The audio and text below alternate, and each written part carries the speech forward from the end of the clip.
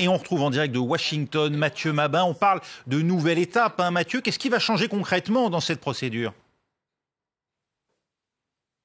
Oui, une nouvelle étape. Techniquement, il s'agit effectivement d'un nouveau pas dans cette procédure, puisque la commission du renseignement de la Chambre des représentants a terminé son travail. Un travail ponctué, vous l'avez rappelé, par la production d'un rapport de 300 pages, rapport accablant selon les élus démocrates de la dite commission.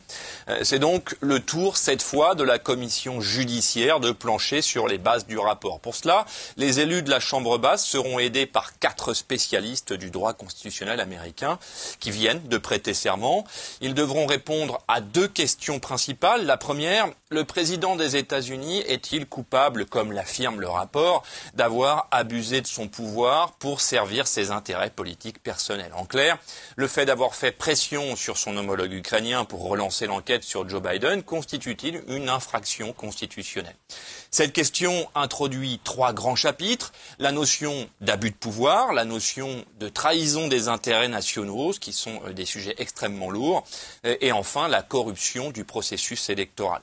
Pamela Karlan, l'un des 4 experts sollicités par la commission judiciaire, a déjà répondu dans les premières minutes de sa comparution par l'affirmative, ce qui fait déjà dire au camp républicain qu'elle n'est en fait pas une experte indépendante, mais un témoin à charge de plus, comme on en a vu beaucoup lors des précédentes comparutions publiques. L'autre grande question qui devra être explorée par les élus et les constitutionnalistes, Donald Trump et son administration ont-ils fait obstruction à l'enquête du Congrès en refusant de produire les documents réclamés par les élus de la commission du renseignement?